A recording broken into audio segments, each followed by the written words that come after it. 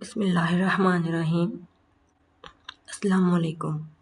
آج ہم اردو کا سبق نمبر 4 جو ہے اسٹارٹ کریں گے۔ میر تقی میر کی شاعری کا مطالعہ کریں گے آج ہم۔ اس میں ہم 2 غزلیں پڑھیں گے، پھر اس کی تشریح پڑھیں گے، لیکن شارٹ کٹ تشریح ہم پڑھیں گے، باقی آپ لوگ خود ریڈ آؤٹ کر لیجیے گا، کوئی لیکچر زیادہ لینتھی ہو جائے گا۔ باقی جو ہے یہاں ابتدا میں یہی لکھا ہوا ہے کہ جو میر تقی میر کا دور جو تھا وہ 18ویں صدی کا دور تھا، اور وہی جو واقعہ ہم پیچھے پڑھ چکے ہیں نا، مغلیہ سلطنت کے زوال، وہی والا یہاں لکھا ہوا ہے کہ جب اورنگزیب جو تھا اس کی وفات، اس کے بعد جو ہے مغلیہ سلطنت بہت تیزی سے زوال کا شکار ہونے لگی۔ ٹھیک ہے، یہ ہم نے پچھلے چیپٹر میں پڑھا ہے، یہ وہی لکھا ہوا ہے یہاں پر۔ وہ لوگ جنہوں نے کبھی جو ہمیشہ مسرتوں کے عادی تھے، ایسا ان کی خوشی مسرتوں کا ماہ روشن گہنا چلا جا رہا تھا۔ فصل بہار نے شہر دلی سے کچھ اس طرح بے وفائی کی کہ اس کے فوراً بعد موت میں خزانہ داری ہستی پر ڈیرے ڈال لی۔ اس کے نتیجے میں یہی ہونا تھا کہ معاشرے میں قنوعیت اور مایوسی کے کچھ ایسے گھنگور اندھیرے پھیل گئے کہ ہر احساس انسان، بالخصوص شاعر، احساس محرومی، احساس ناتمامی اور قنوعیت کا شکار ہو گئے۔ قنوعیت کبھی تنہا نہیں ہوتی، یعنی مایوسی کبھی اکیلی نہیں ہوتی، یہ بہت سی محرکات کا نتیجہ ہوتی ہے۔ وہ محرکات جو ہمیں ناکامیوں کی صورت میں مایوسی کی طرف لے جاتے ہیں، اور بہت سے دیگر محرکات کے نتیجے میں انسان بہر کچھ ناامید بھی ہو جاتا ہے۔ یعنی کچھ لوگ جو ناکام ہو جاتے ہیں نا، تو وہ مایوس بھی ہو جاتے ہیں۔ ٹھیک ہے، ان کی خواہشوں کا گلا جو ہے کچھ اس طرح گھٹ جاتا ہے، اور پھر اس کے بعد کبھی کچھ بھی باقی نہیں رہتا۔ پھر انسان اپنے متعلق سوچتا ہے، یا پھر فلسفہ زیست و موت کی بات کرتا ہے، یا پھر ان فلاسفر کی طرح جنہوں نے دنیا اور کائنات کی بات کی، پھر وہ ماورائے دنیا یا ماورائے جہاں ہو کر عبادت بیاتی نوعیت یعنی میٹافزیکل فلسفی جو ہے ظاہر ہے۔ اس کا اندازہ میر کی شاعری کے مطالعہ کے بغیر ممکن نہیں۔ ٹھیک ہے، اب یہ میر کی پہلی غزل ہے۔ تھا مسعار حسن سے جو نور تھا، خورشید میں بھی اس کا ذرہ ظہور تھا۔ پہنچا جو آپ کو تو میں پہنچا خدا کے تئیں، معلوم اب ہوا کہ بہت میں بھی دور تھا۔ آتش بلند کی نہ تھی ورنہ اے اقلیم، ایک شعلہ برق خرمن صد کوہ طور تھا۔ خورشید میں بھی اسی کا ذرہ ظہور تھا، مجلس پہ رات ایک تیرے پر توے بغیر، کیا شمع کے اب تنگ ہر ایک بے حضور تھا۔ منعم کے پاس کاکم و سنجاب تھا تو کیا ہے، اس رند کی بھی رات کٹی جو اور تھا۔ کل پاؤں ایک کا سہ سر پہ جو آ گیا، یکسر وہ استخون شکستوں سے چور تھا۔ کہنے لگا دیکھ کے چل اے راہ بے خبر، میں بھی کبھی کسر پر غرور تھا وہ رشک حور بیشتی ہمیں میں میر، سمجھے نہ ہم تو فہم کا اپنی قصور تھا۔ ٹھیک ہے، یہ اب اس کے جو ہے نا الفاظ معنی ہیں، یہ بہت امپورٹنٹ ہے، یہ MCQs میں آتے ہوتے ہیں، اور ان کے کوئزز میں بھی آتے ہیں۔ مسعار کی مدد ہارے نہ خورشید سورج، ظہور ظاہر نہ تئیں کو یا لیے، کلیم حضرت موسیٰ علیہ السلام، یک شعلہ ایک شعلہ برق بجلی خرمن فلیان صدے کوہ طور کے سینکڑوں پہاڑ۔ ٹھیک ہے، پرتوے عکس بے حضور گہرا نہ منم، نعمت والا سخی دولت مند کا نیولے کی خال سے بننے والا نرم و گداز کپڑا، اور برہنہ بے لباس کاسہ سر پیالے کی مانند کھوپڑی، یکسر بالکل قطعی استخوان ہڈی، کبو کبھی کسو کسی رشک حور بیشتی، جنت کی حوروں کا رشک۔ تو اب اس کا پہلا شعر ہے۔ تھا مسعار حسن سے جو نور تھا، خورشید میں بھی اسی کا ذرہ ظہور۔ اس کا مطلب ہے کہ کائنات میں موجود نور خواہ کسی بھی نوعیت کا اور کہیں بھی طرح ہو، دراصل رب کائنات کے حسن سے مسعار لیا گیا، ادھار لیا گیا۔ مثلا خورشید یعنی سورج میں بھی تمام کی تمام ذوفشانی اللہ تعالیٰ کی بدولت ہے، کیونکہ اس میں بھی رب تعالیٰ کے نور کا ایک ذرہ کرنے کی جھلک موجود ہے۔ باقی آپ لوگ یہ لکھ ہی لوگے، تشریح کی مشکل تو نہیں ہوتی، جس کو الفاظ میں نہیں آتے ہیں وہ تشریح بھی لکھ لے گا۔ اور میں نے اپنی غیر رب تعالیٰ کی ذات کیا ہے، اور میں نے اپنی ذات کا عرفان کر لیا، حدیث قدسی ہے، جس نے اپنے نفس کو پہچان لیا، اس نے اپنے رب کو پہچان لیا۔ ٹھیک ہے، یہ آپ لوگ ریڈ آؤٹ کر لیجیے گا۔ اب علامہ اقبال نے اس حوالے سے فلسفہ خود میں بات کی، اسی فلسفہ وحدت الوجود کے حوالے سے میر رد نے بھی اس بات کی، گویا یہ اردو شعر کا حاضہ محبوب موضوع رہا۔ ٹھیک ہے، تجھی کو جو یہاں جلوہ فرمانا دیکھا، برابر ہے دنیا کو دیکھا نہ دیکھا، ڈھونڈتے ہیں آپ سے اس کو پرے، شیخ صاحب چھوڑ گھر باہر چلیں۔ رب تعالیٰ کو ڈھونڈنے والے وہ لوگ اس بات پر یقین نہیں رکھتے کہ گویا وجود ایک ہی ہے، وہ اپنے رب سے دو رب کو تلاش کرتے ہیں۔ علامہ اقبال وہ اپنے رب سے دور رب کو تلاش کرتے ہیں۔ علامہ اقبال نے ایک دفعہ کہا تھا، تو راز کن فکاں ہے، اپنی آنکھوں پر عیاں ہو جا، خود ہی کا رازدان ہو جا، خدا کا ترجمان ہو جا۔ یعنی انسان اپنی ذات کو جان لے، خود کو پہچان لے، تو اس پر رب تعالیٰ کی ذات خود اشکار ہو جاتی ہے۔ ٹھیک ہے، باقی آپ لوگ یہ لکھ لیجیے گا۔ بس یہ اللہ تعالیٰ نے فرمایا، اللہ تعالیٰ کا فرمان، اللہ تعالیٰ نے فرمایا کہ بس میں نے تم میں اپنی روح نفخ کر دی۔ ٹھیک ہے، اگر میں نے اپنی روح پھونک دی، وہ روح उनके जाने के बाद इंसान में, इंसान के वजूद में बज़ात खुद रब तआला की ज़ात का एक एहसास मौजूद है। सो किसी भी बुनियाद पर, किसी भी अंदाज में इंसान अल्लाह से अलग नहीं, सब एक हैं। इसके बाद अगर हम बात करें तीसरे शेर की, जिसमें मीर कहते हैं, आतिश बुलंद दिल की नती वरना इकलीम यक शौला बरक़ खरमन सदे कोह तूर था। यानी ए मूसा, तेरे दिल की आग, तेरे जज्बात की हिद। तो यहाँ पर हज़रत मूसा अलैहिस्सलाम का वो स्टोरी बता रहे हैं, जब हज़रत मूसा अलैहिस्सलाम जो वाला वो कोहे तूर और हज़रत मूसा अलैहिस्सलाम वाला ये स्टोरी है, वही बता रहे हैं। ठीक है, तेरे जज्बात की हिज्जत व शिद्दत मुकम्मल नहीं थी, वगरना दिल इन जज्बात का हामिल है। दिल वो जज्बा रखता है जो एक तो क्या सैकड़ों तूर के पहाड़ों को इस तरह कसर कर देने की सलाहियत रखता है, यानी जला देने का कसर कम रहता है, जो कि एक खलियान यानी खेत की मानद बिजली की एक बूंद से कसरों का बिल्कुल रेजा रेजा हो जाती है। यानी दिल इस कदर ताकतवर है, जज्बात इस कदर हिद्दत से भरपूर है, इंसानी एहसास इस कदर मजबूत और मौसर है कि एक तौर तो क्या सैकड़ों तूर के पहाड़ों को जलाकर कसर कर देने की सलाहियत रखता है। ठीक है, हिद्दत रखता है, हिम्मत रखता है, हौसला रखता है। अगर हज़रत इब्राहीम अलैहिस्सलाम अपने ईमान की ताकत से, जज्बा इश्क से नमरूद की आग को गोलो गुलजार कर दिया था, तो फिर इंसान में इतनी ताकत भी मौजूद है कि वो सैकड़ों तूर के पहाड़ों को सिर्फ एक लम्हे में खाक का ढेर बना देते हैं। ये हज़रत इब्राहीम अलैहिस्सलाम का ये वाक़े की बात कर रहे हैं, जो है वो उन पर जो आग ठंडी हो गई थी। जब अल्लाह ताला ने कहा था कि अगर मैं कुरान पहाड़ों पर नाज़िल करता तो वो रेज़ा रेज़ा हो जाती। अब आप देखिए कि जो कुरान पहाड़ों को रेज़ा रेज़ा करने की सलाहियत रखता था, तो वो हज़रत इंसान ने अपने सीने में महफूज़ कर लिया, सुभान अल्लाह। सो अगर इंसान अपनी ज़ात का अदराक कर ले तो कायनात की कोई शय उसके लिए नामुमकिन नहीं रहती। बेशक हम ये कहते हैं कि वहीदतुल वजूदी फ़लसफ़े की इशारत हमें कुरान से भी मिलते हैं। मजलिस में रात एक तेरे पर तवे बगैर क्या शमा के अपटंग हर एक बेहजूर था। यानी मजलिस में बज़म में एक महबूब मौजूद नहीं था और इसकी अदम मौजूदगी का नतीजा ये था कि सबके चेहरों की रौनक उड़ गई थी। शमा हो या उसके पुरनिसार होने वाले परिंदे सबसे बेहजूर थे। सब बेहजूर थे, सब एक ऐसी कैफियत में थे कि जहाँ उन्हें अपना वजूद महसूस ही नहीं हो रहा था। ठीक है, बाकी आप लोग पढ़ लीजिएगा।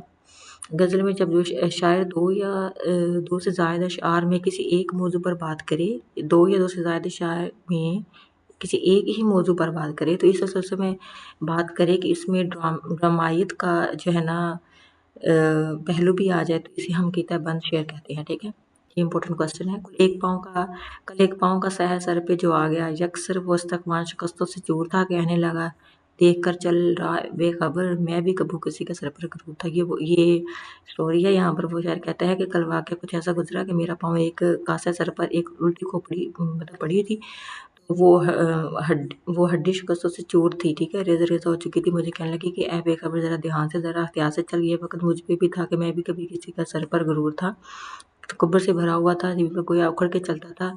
लेकिन आज मौत ने ज़मीन पर गोया अकड़ कर चलता था, अकड़ के नहीं, आई थिंक अकड़ था।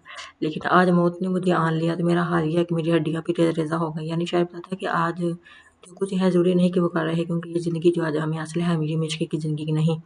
मैंने की कमानगी का वक़्फ़ा लेकर, यानी आगे चलेंगे दम लेकर। यानी इंसान एक मुसाफ़िर से गुज़र रहा है, एक मुश्किल सफ़र से गुज़र रहा है, एक ऐसा सफ़र जिसमें चंद रोज़ की ज़िंदगी है और बाद में इंसान वैसे ही गुमनाम हो जाता है जैसे क़ब्ल पैदाइश था। यानी हम पैदाइश से पहले के मुतल्लिक़ भी कुछ नहीं जानते, और हम मौत के बाद में भी इसके मुतल्लिक़ हतमी तौर पर कुछ नहीं कह सकते। बिल्कुल, ये आप लोग रीड आउट कर लेते। मनम के पास काकमो संजाब था, तो क्या इस रंद की भी रात कटी जो कि ऊर था। क्या फ़र्क पड़ गया कि अगर निम्तों वाले इंसान के पास अमीर, शहर के पास अमरा, वक़्त के पास अगर कीमती लिबास है तो दुगने सुकून देता है, फ़रहत बख्शता है, आराम देता है। अगर इनके पास है तो होता रहे, ज़िंदगी कभी भी रुकती नहीं, वक़्त कभी थमता नहीं, वक़्त बल्कि गुज़रता रहता है। एक ऐसा बहाव वजूद शुरू होता है, आखिर तक जारी सारी रहता है। सो क्या फ़र्क पड़ता है आप निम्तों में वक़्त गुज़ारें या वक़्त कीमती लिबास पहन कर गुजार दें, या इस मजज़ूब आदमी की तरह, इस दरवेश की तरह, इस मुलाहिम की तरह जो ठठरी हुई सर्द रातों में भी बरहना हालत में अपनी ज़िंदगी गुजार लेता है। ज़िंदगी तो बहरहाल गुज़र ही जाना है। ज़िंदगी ना किसी के लिए रुकी, ना ही रुकेगी। सो वक़्त गुज़रता ही जाता है। हम ये कहेंगे, शायर ने एक तरफ अपनी बेचारगी की बात की, लेकिन अपने वक़ार को कायम रखा कि मुझे इस पर कोई गराज नहीं कि मेरी ज़िंदगी मुश्किल से गुज़री, और मुझे कोई रंज नहीं मुझे कि मैंने ज़िंदगी को तरस कर कसम परसी बेचारगी की हालत में गुज़रा। लेकिन मेरी ज़िंदगी और इस सखी अमीर की ज़िंदगी में कोई फ़र्क नहीं, क्योंकि बहरहाल वो भी अपनी सांसें जिया और मैं भी अपनी सांसें जिया। था वो तो रश्क हूर बहश्ती, हमें में मीर, समझे ना हम तो फ़हम का अपने कसूर था। ठीक है, यहाँ पर यानी वो मोटे मानों में इस्तेमाल किया जा सकता है कि हम सादा रवि से बात करें या सादा रवि के हवाले से बात करें, तो मीर यहाँ पर अपनी इज़्ज़त की बयान कर रहे हैं। जैसे शेरी इस्लाहात में शायराना तौला कहते हैं, यानी वो अंदाज़ जिसमें शायर अपनी इज़्ज़त की बात करता है, अंदाज़ तफ़ाकुर पर बात करता है। था वो तो रश्क हूर बहश्ती में हमें मीर, हमीम मीर में अल्लामा इकबाल ने एक मुकम्मल फ़िक्र व फ़लसफ़े की शक्ल दे दी थी। वो नाइब खुदा जैसे हम रब तआला ने खलीफा राज़ी बनाकर भेजा। यहाँ वो से मुराद वो इंसान है जो अल्लाह ताला की इबादत करता है। इकबाल के फ़लसफ़ा खुदी के हवाले से बात की जाए तो ज़ब्त नफ्स करके अगली मंज़िल पर पहुँचता है। खुदी की आला तरीन मंज़िल यानी नाइब हक़ तक पहुँच जाता है। अल्लाह ताला का नाइब बन जाता है। वो इंसान दरअसल हम में मौजूद है, अगर हम इसका इदराक नहीं करते तो इसमें कसूर हमारी फ़हम का है। हर इंसान में अज़ीम होने की, हर इंसान में मुकम्मल होने की, हर इंसान में जाविदा होने की सलाहियत मौजूद है, लेकिन बेशद अफ़सोस हर इंसान को इसका इदराक नहीं होता। वो पाता हर इंसान इस हकीकत को पहचान नहीं पाता और बेशद गालिब जैसे शायर इसी वजह से कहते हैं, सबको कहा कुछ लाला गुल में नुमायाँ हो गई, खाक में क्या सूरतें होंगी कि पनाह हो गई।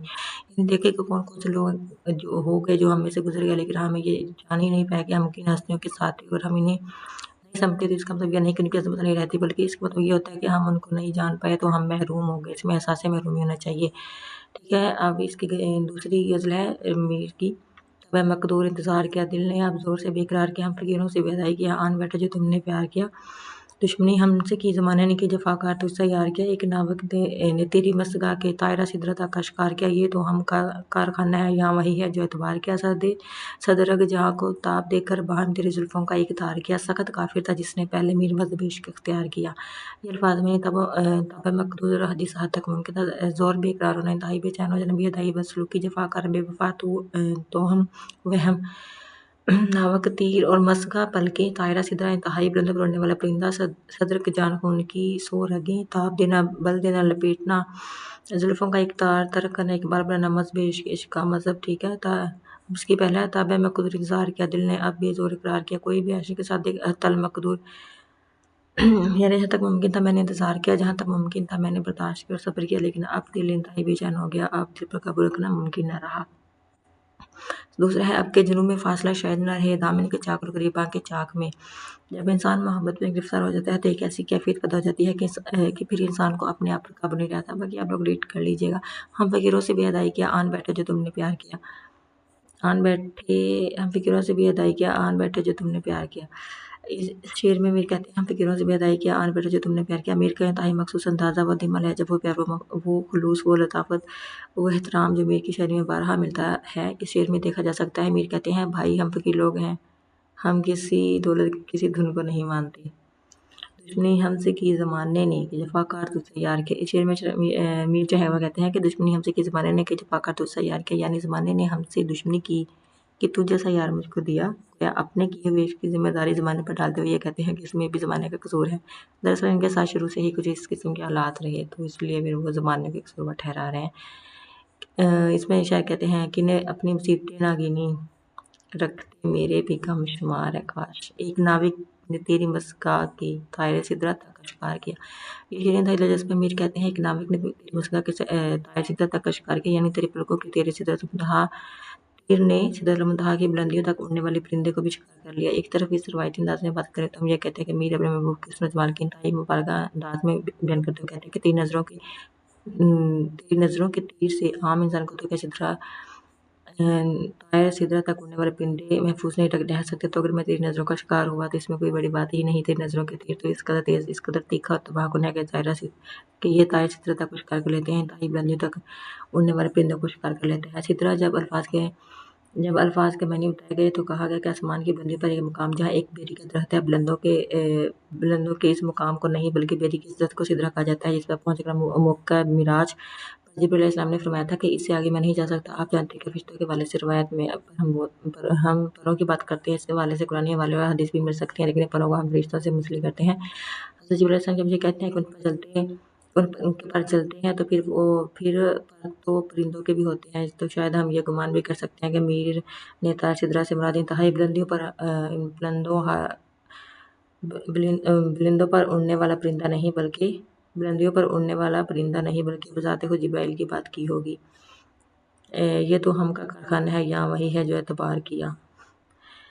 ठीक है, और जो ये दुनिया है ना, ये सिर्फ़ एक वहम है, एक धोखा है, नज़रों का वो धोखा जो जैसा है वो हमें वैसा ही लगता है, हम इसे वैसा ही महसूस कर लेते हैं, यानी ये दुनिया का एक वहम है, हकीकत इसकी कुछ भी नहीं, जहाँ पर वही जो हम तसव्वुर कर लेंगे गोया इस दुनिया की एक कुछ नहीं। दरअसल जो कुछ हमें लगता है बस ये हमारी आँखों का धोखा है, हमारा अपना ख्याल है, वरना इसमें कुछ भी नहीं।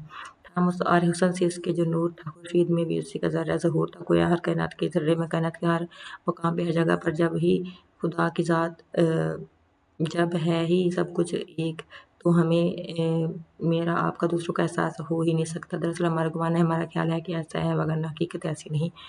صدرگ جاں کو تاب دے کر باہم تیری زلفوں کا اقتدار کیا۔ اب گویا ہم اس کو اسی طرح سے بھی لے سکتے ہیں کہ بال بننے سے مراد تیرے اطمینان کے لیے، تیرے سامنے سرخرو ہونے کے لیے مجھے اس قدر مشکل کا سامنا کرنا پڑتا ہے، گویا جتنا کہ انسان کو اس وقت کرنا پڑے کہ جب وہ اپنی سرخوں کی طرح ایک دوسرے میں پیوست کر دے۔